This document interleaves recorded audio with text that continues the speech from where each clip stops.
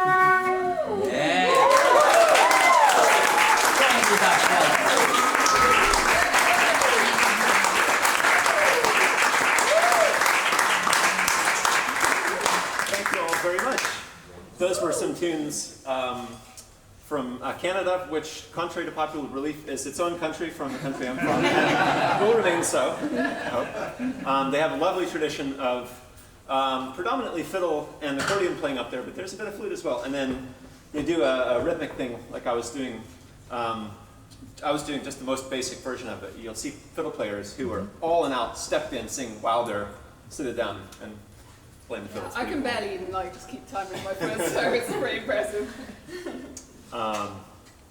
And yes, the flutes that we were playing, this is the 19th century style of flute that you would have found in classical music 150 years ago or so.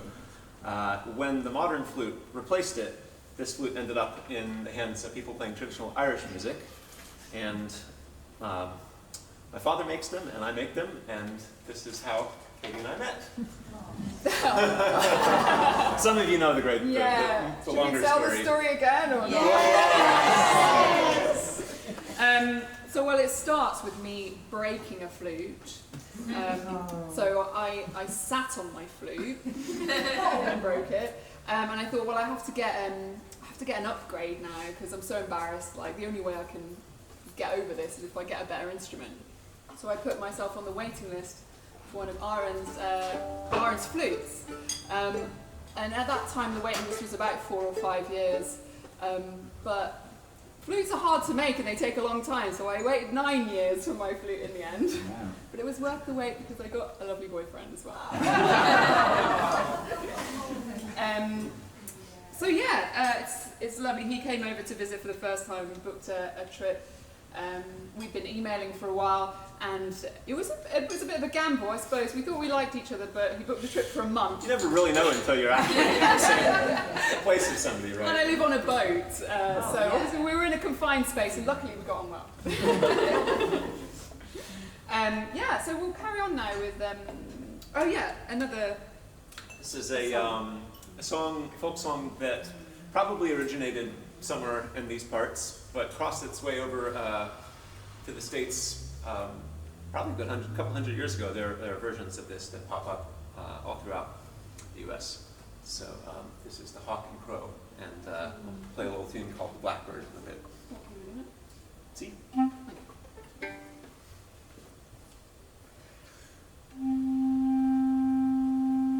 Said the hawk unto the crow one day, why do you in mourning stay? I was once in love, and I did prove slack, and ever since I wear the black.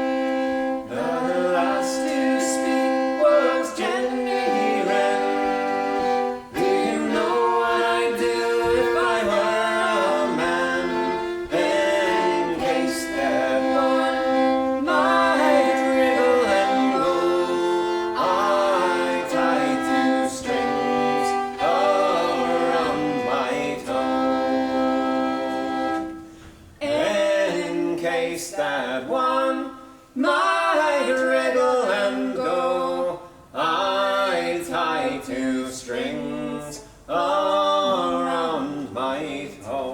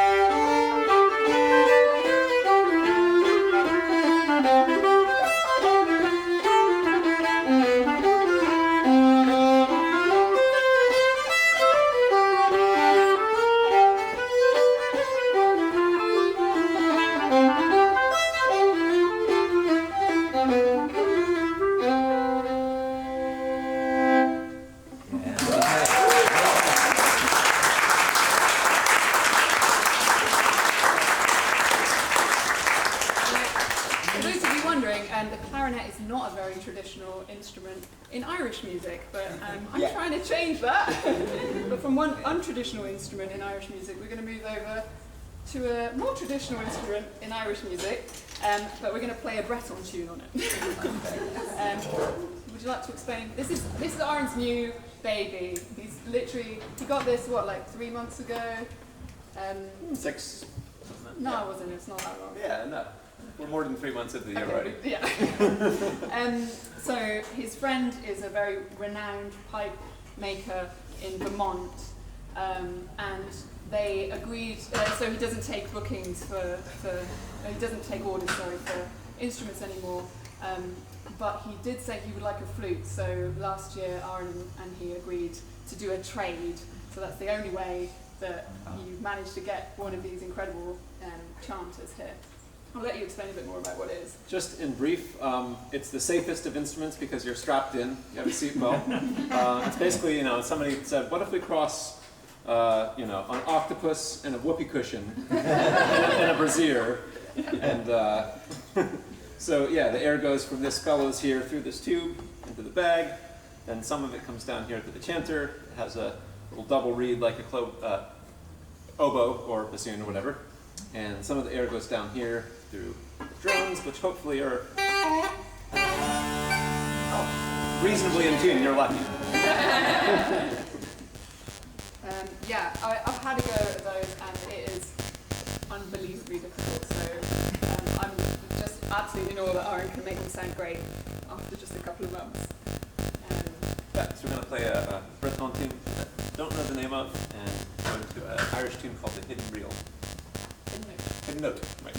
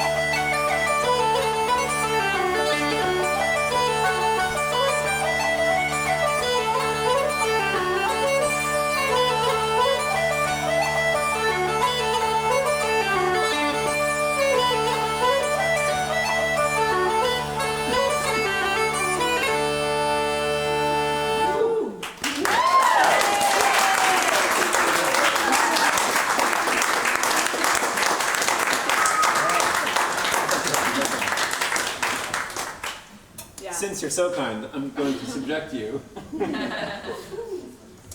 to something that's not only on the pipes, but is also really slow.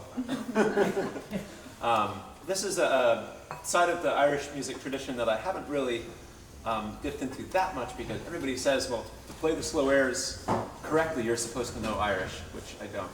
But I just happen to really love this tune. And there are a lot of tunes that people in Irish culture will, straight up not, tell you, yes, these tunes came from the fairies. And I tell you what, more and more I believe them as you get older. That's the case. So the tradition is an air would usually be sung.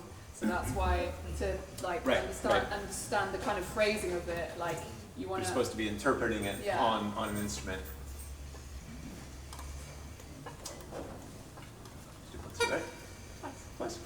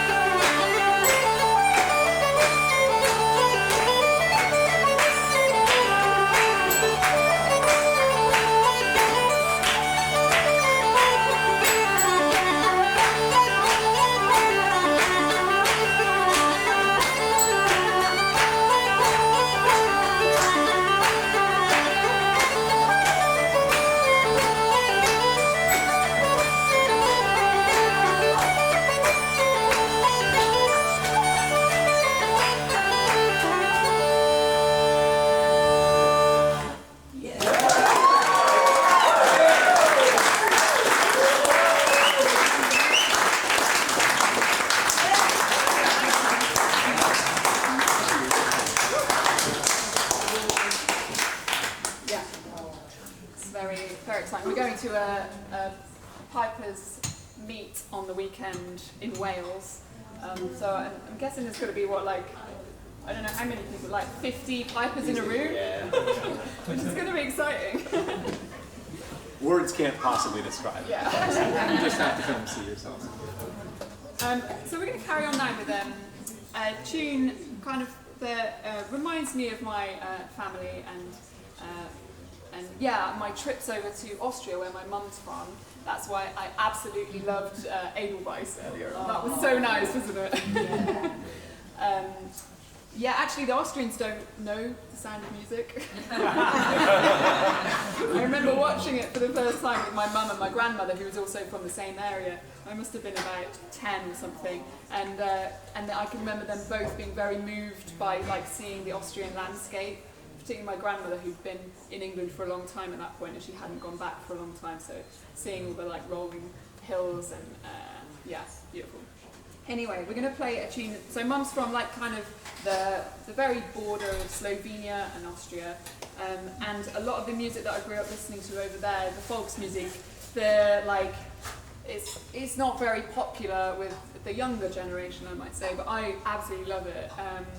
It's just feel good tunes, and there's kind of a lot of in that area particularly, the people speak two languages. It's very kind of multicultural, and so my mum's family all kind of grew up speaking Slovene, and the tunes as well kind of go backwards and forwards. So this is by a guy from Slovenia called Slavko Ausenik, and it's called Aus der Autobahn, I think, which means on the motorway. Don't know what he was feeling at that point, but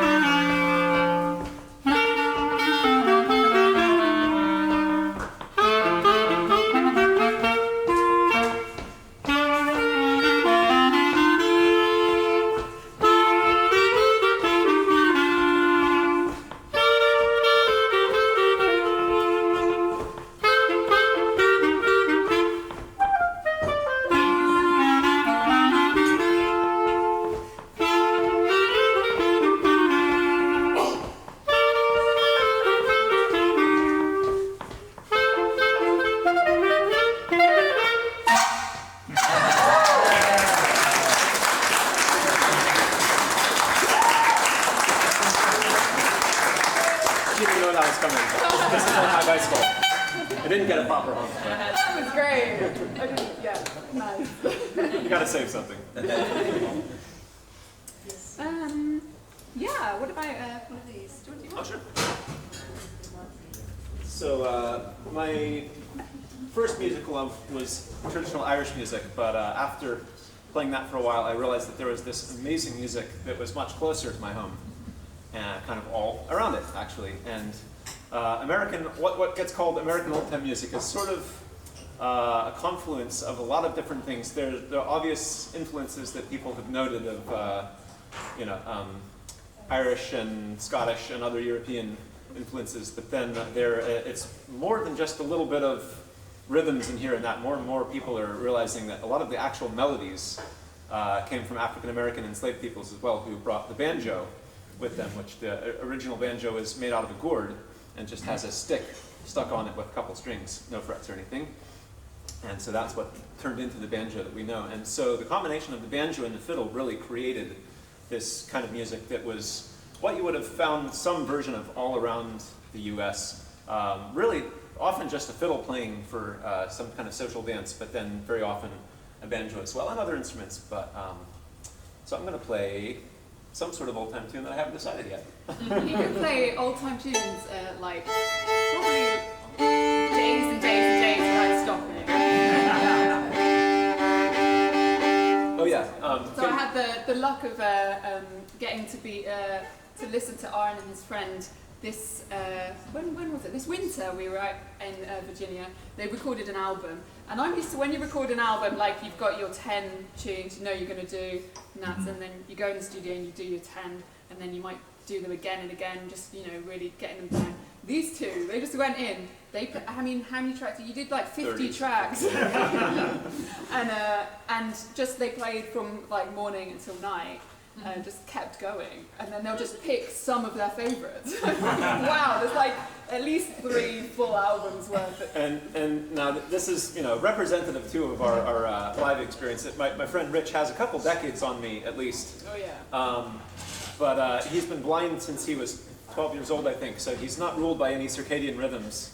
He has no concept of when it's time to go to bed. So the number of times that I've been up at 4 o'clock in the morning with the festival, I'm having so much fun, but my wrist is falling off and I'm really, I need to go to bed. But he's one of my favorite people in the world to play with, so I'm really happy to have gotten a recording down, and that should be coming out at some point next year, hopefully. So I'll do a tune that we did on there.